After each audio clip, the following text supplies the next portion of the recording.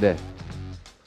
뭐 우리 언론인들 말씀하시거나 할 게 있으면 지금 간단하게 한 두세 가지 정도 하세요.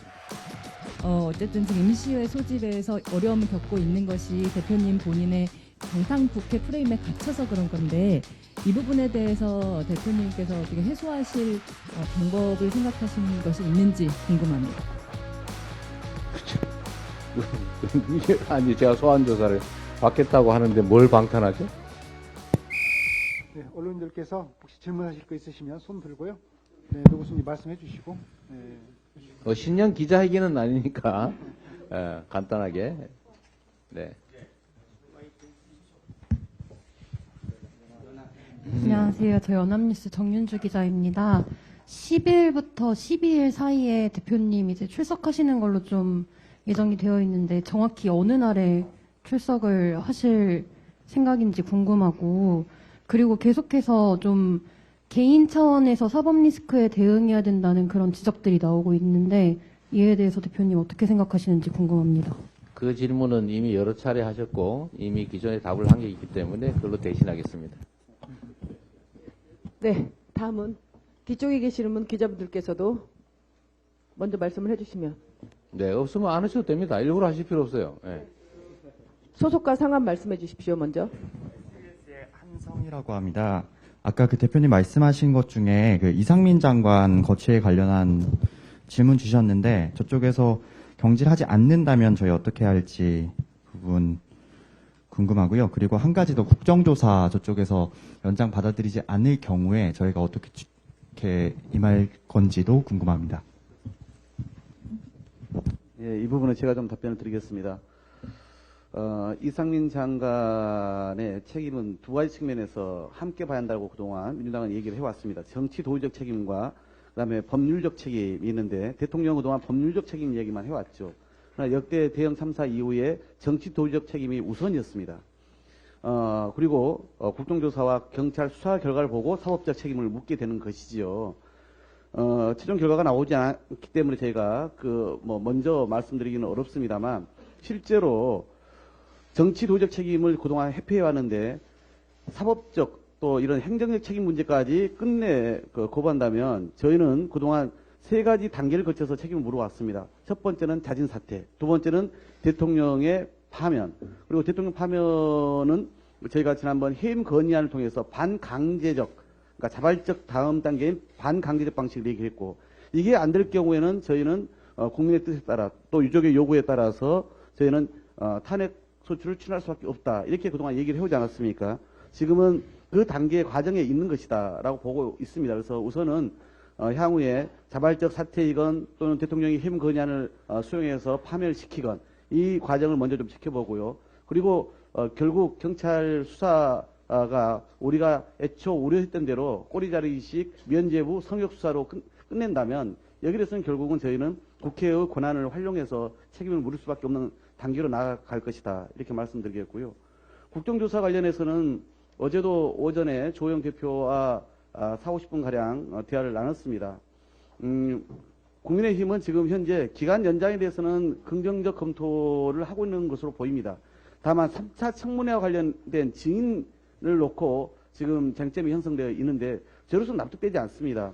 한때는 신행 의원을 계속 요구를 하다가 지금은 이제 그거에 대해서는 강하게 주장하지는 않은 것 같은데, 유가족들이, 생존자들이 최대한 많이 나와서 본인들이 궁금해야 하는 것을 우리 국회를 향해서 묻기도 하고 또 자기들의 여러 가지 속내를 토로하기도 하고, 그런 절차는 너무나 당연한 거 아니겠습니까? 근데 이 유가족의 숫자도 최소화시키자라고 하는 것, 이게 정말 청문회를 하려고 하는 그런 기본 자세가 되어 있는 것입니까? 납득되지 않습니다. 저희는 빨리 이 3차 청문회와 관련된 증인 문제만 오늘 지금 청문회 중간에라도 여야 간사가 합의를 보면 오늘 오후건 저녁이건 여야 원내대표가 합의해서 내일 오후에 본회의를 열어서 국정조사 기간을 연장할 수 있습니다. 그래서 저희는 오늘 저녁까지는 기다려보고 끝내 조사 기간 연장 문제뿐만 아니라 3차 청문회의 개최 그리고 그 증인 채택에 대해서도 여당이 그렇게 부정적으로 나오고 거부한다면 국정조사를 더 이상 할 의사가 없는 것으로 간주하고 우리 야당 단독으로라도 국정조사 기간 연장과 청문회를 추진할 수밖에 없다는 말씀을 분명히 드립니다. 네, 한 번만 더 할까요? 네, 아니요, 지금 제가 말씀을 드렸을 때 뒤쪽에서 벌써 손을 들고 계셨던 분이 두 분이 확정이 되었습니다. 공정하게 저희가 손을 먼저 들으신 기자분을 선택했습니다. 네, 역시 운동선수 출신이었으니까.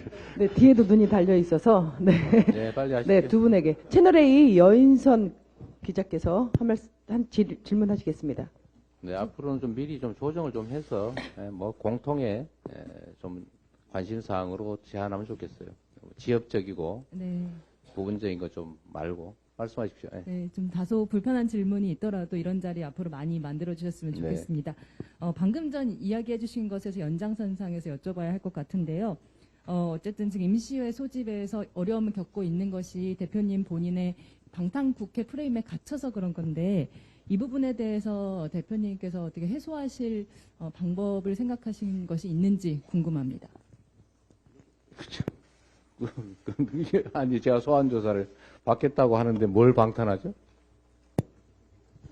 예?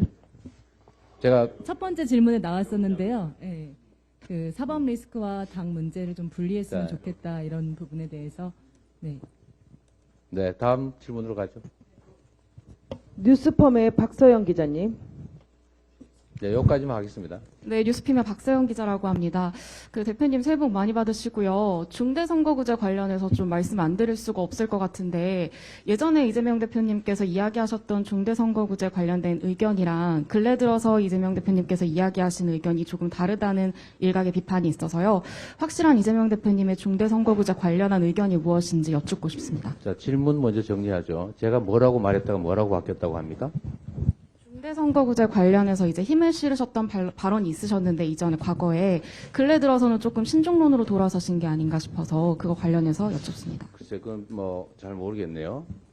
저는 다당의 제3의 선택이 가능한 정치 시스템이 바람직하다라는 말씀을 드렸고 그 방식이 중대선거구제라야 한다라고 생각하지는 않습니다. 저는 비례대표를 강화하는 게 맞겠다는 생각을 가지고 있고요. 그거는 전에 저희가 정치개혁, 정치교체 말씀을 드릴 때도 비례대표 강화라는 표현을 제가 했던 걸로 기억을 합니다. 지금은 당내 의견 수렴 중인 과정이라 지금 제가 제 개인적인 의견이라도 지금 쉽게 말씀드리는 건 적절치 않을 것 같습니다. 네, 감사합니다. 제가 한 가지만 좀 말씀드리겠습니다. 지난 부산 최고위에서도 대표께서 이렇게 기자들과 간단한 소통의 시간을 갖자고 해서 이미 말씀을 드린 바입니다. 1월 임시회 소집과 관련해서는 여러 번 말씀드립니다만은 우리가 임시 소집 얘기를 먼저 하기도 전에 국민의힘이 무슨 방당 국회니 뭐냐 하면서 계속 본인들이 이야기를 하고 있는 거예요. 그건 뭡니까? 자신들은 1월 국회가 방당 국회로 규정되기를 원하는 거예요. 자신들의 정책 목적을 그냥 가감없이 드러낸 것입니다. 이런 정략적 접근으로 어떻게 국정을 책임집니까? 1월 달에 이러저러한 민생입법부터 일몰법, 그 다음에 이런 외교, 안보, 경제 위기를 국회가 더 나서서 능동적으로 대처하자라고 얘기해야 되는 게 정부 여당의 모습이어야 되지 않습니까?